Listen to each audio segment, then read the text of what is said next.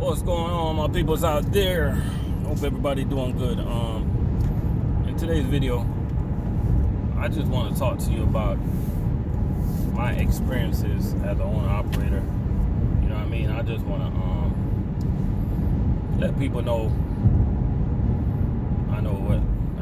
I got like experience on what I be talking about. You know what I'm saying? And I'm talking about a true owner-operator. You know what I mean? But somebody gonna say, hey, you're not a true owner-operator because you was leased on to somebody. Yeah, it was still my truck, buddy. But shout out to everybody out there, man. Most of these videos that I'm gonna be dropping about owning a truck, buying a truck, leasing a truck, stuff like that, it's directed to the new drivers anyway, because one thing about new drivers, man, they can be easily influenced when they watch this YouTube stuff, and there's so much negativity that goes on YouTube, man. And you know, I'm trying to bring some positivity, try to shed some light on the positivity side of town, you know. So, you know, yesterday I made a video about lease purchase, man. That's just something I never believed in. If you did a lease purchase and it worked out for you, man, God bless you, man. God had your back. But today we're gonna talk about my experience owning a truck. All right, first of all, let me tell you, when I bought my truck as an owner-operator, I did my research. I tried to understand what type of used truck I was getting into, and I got me it was a used JB Hunt fleet maintained truck, right? Now, one thing I did when I went to the dealership, I brought a mechanic with me, checked out the truck, make sure everything's good, you know, make sure it's good to go. You know what I'm saying? Put my money down, and I'm gonna be honest with you, my payments for that truck was $945 a week. $236. No, my bad. Did I say $946 a week? Hell no. I meant $946 a month. That's only $236 a week, people. That's what it is.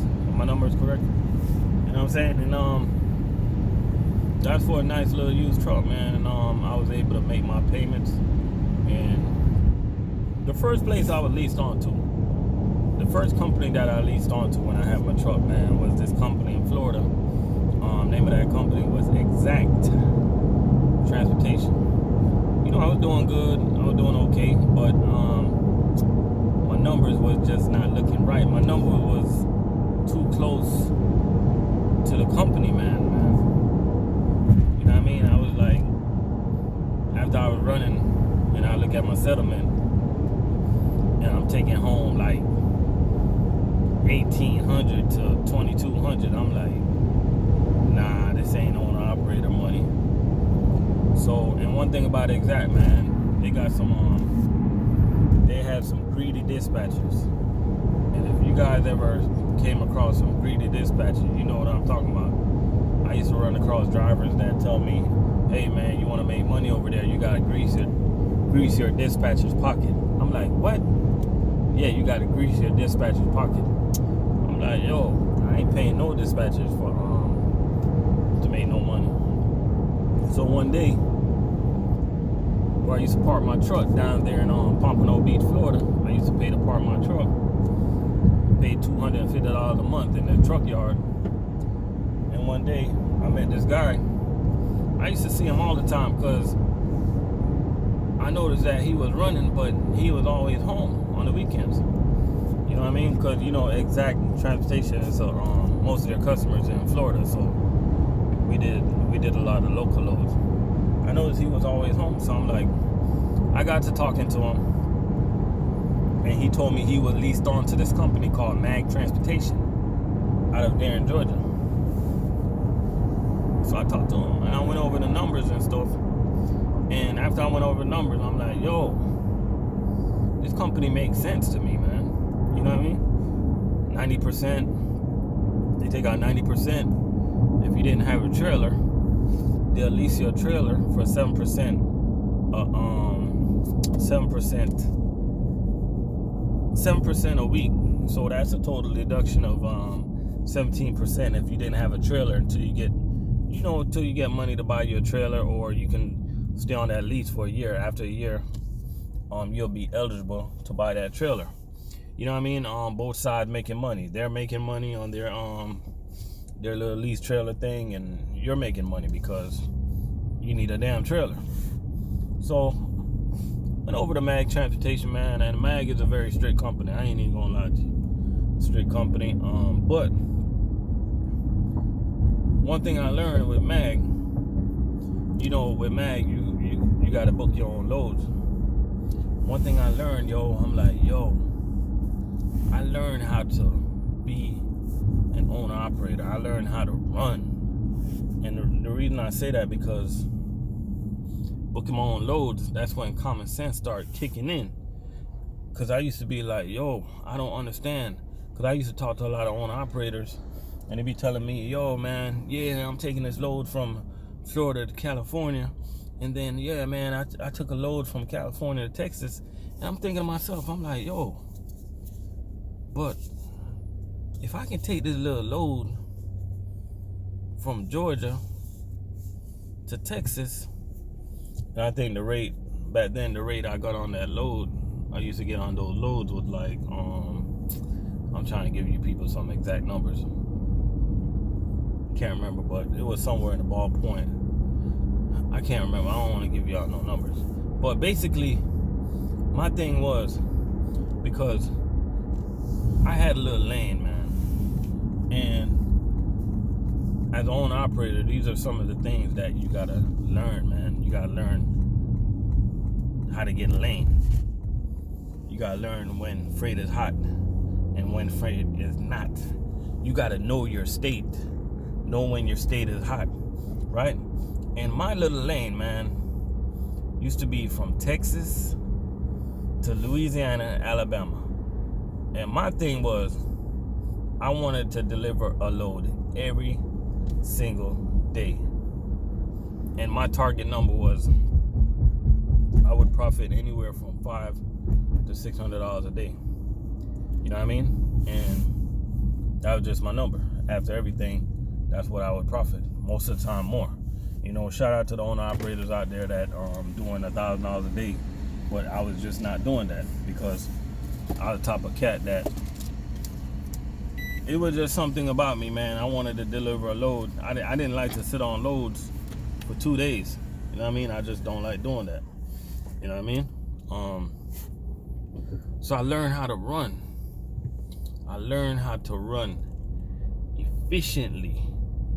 You know what I mean? And when I say I used to profit $500 to $600 a day, you got to understand that I'm not really driving far, people.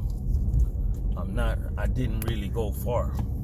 You understand? I had enough time to drive, stop, take a shower, eat, relax. I had enough time to live. You know what I mean? And I'm not even gonna lie to you, the numbers that I was doing at Mag, I was doing some pretty good numbers, man. I was doing some really good numbers. You know what I mean?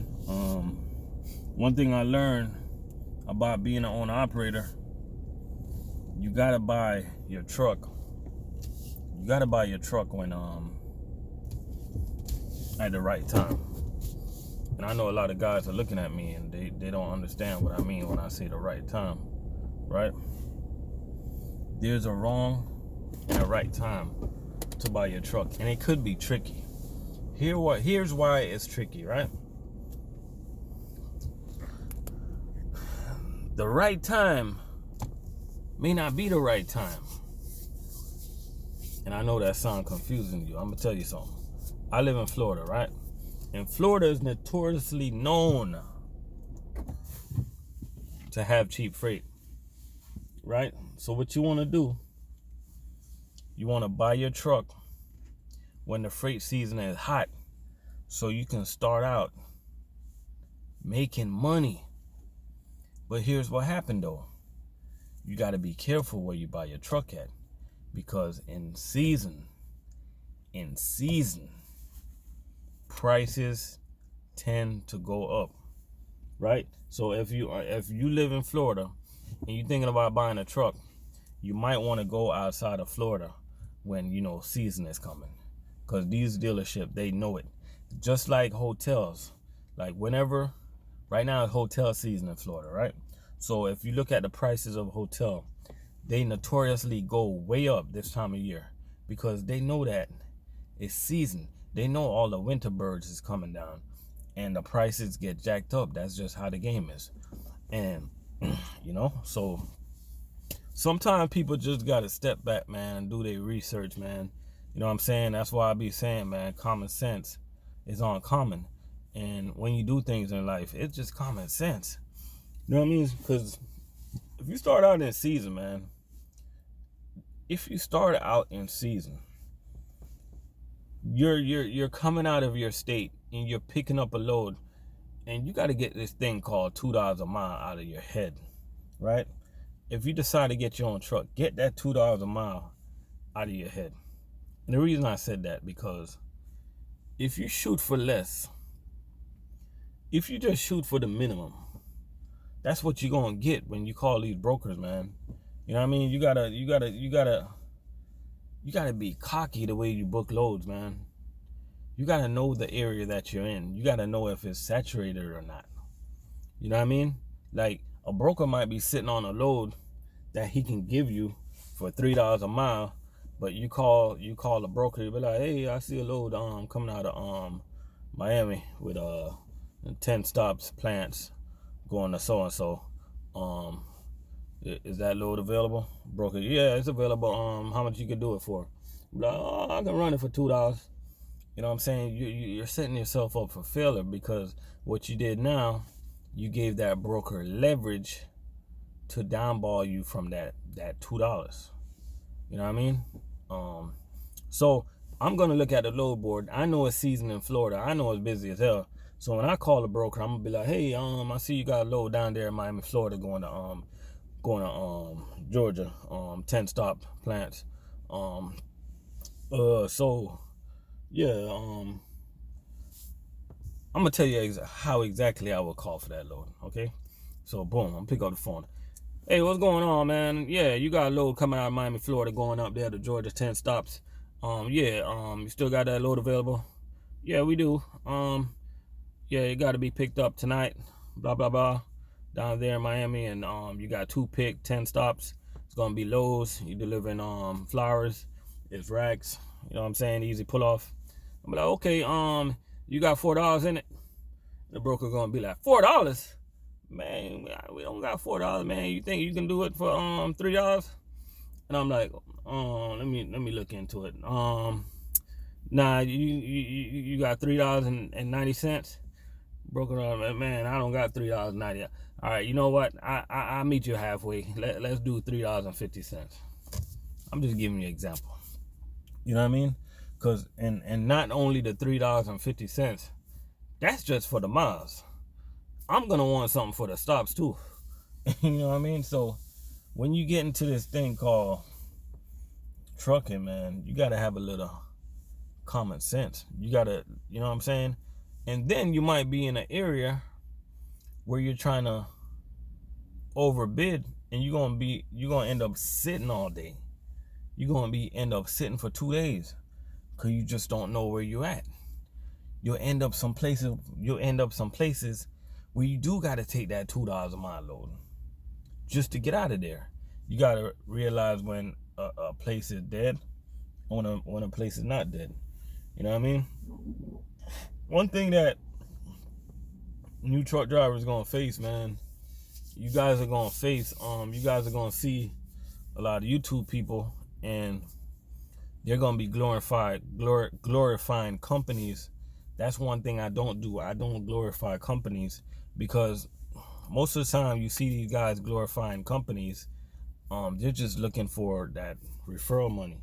You know what I mean? And I think that's wrong, man. I think people should help people out of their heart and not have people come to their company if you know your company ain't all that.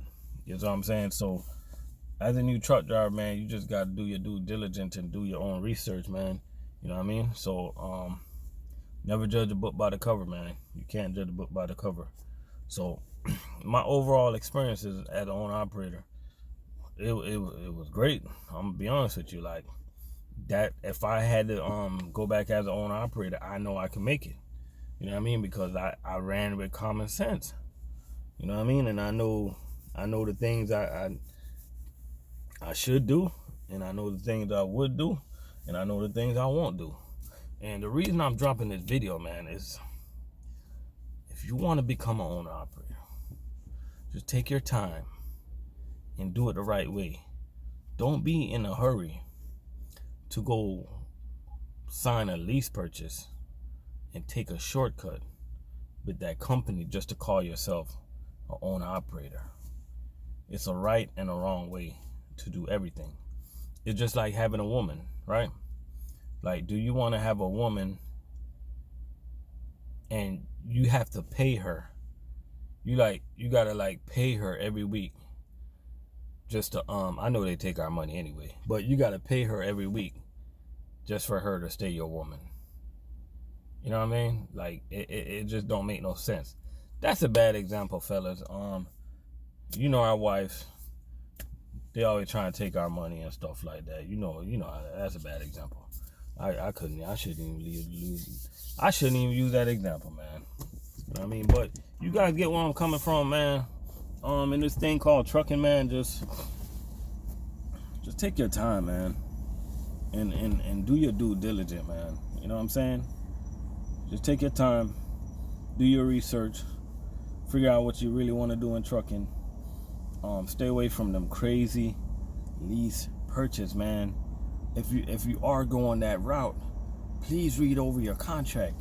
If you don't understand that contract, bring somebody with you that understands that contract, people. You know what I'm saying? It can get you. I'm telling you. Be careful out there, man. Y'all truck is safe.